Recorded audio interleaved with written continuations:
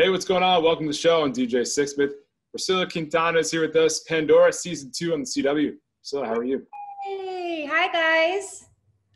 It is really nice to be talking with you. I'm glad you're back from shooting overseas in Europe. I mean, it's a really crazy time, but you actually shot a television show during COVID-19. What was the craziest part of that experience?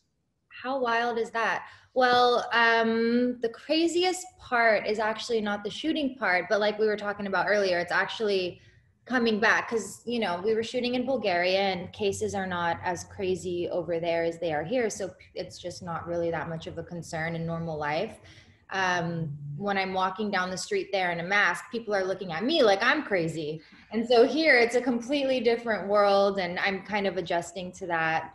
But it was also the set protocols were very different as far as, it's just weird to see everyone walking around in masks and goggles and shields and the whole thing. So it took some getting used to, but I am very aware that I'm one of the lucky ones who got to work during this time, and I am so grateful for that.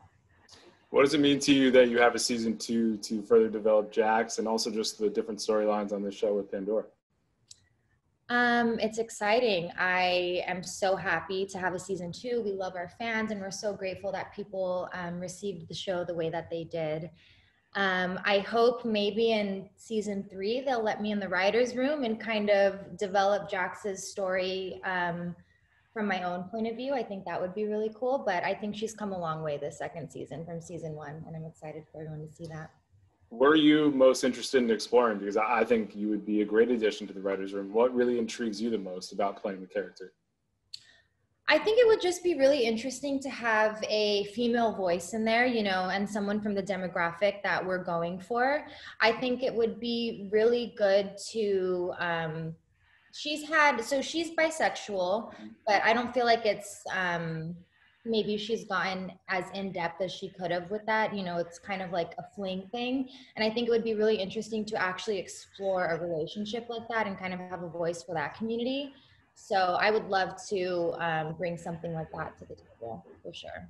Yeah, just providing a little bit more humanity to that. I feel like with a lot of the CW shows, it's like we're going to hit a certain niche of people, but taking that next step is really important. So when you engage with some of these fans, I mean, it's a very passionate group of fans. So what sticks out compared to some of the other shows and stuff you've done in the past?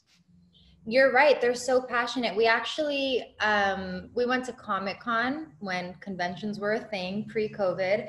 We went to Comic-Con and the love that we received, like everyone was giving me hugs and everyone was so excited. And I think the sci-fi genre, people go really hard for it. They love you or they freaking hate you. So luckily the people in our line loved us, but it was just so full of this incredible energy that I've never felt before. And people said Comic-Con would be crazy, but I had no idea how intense and amazing it would be. So that was really cool meeting those fans. I hope to see them all again.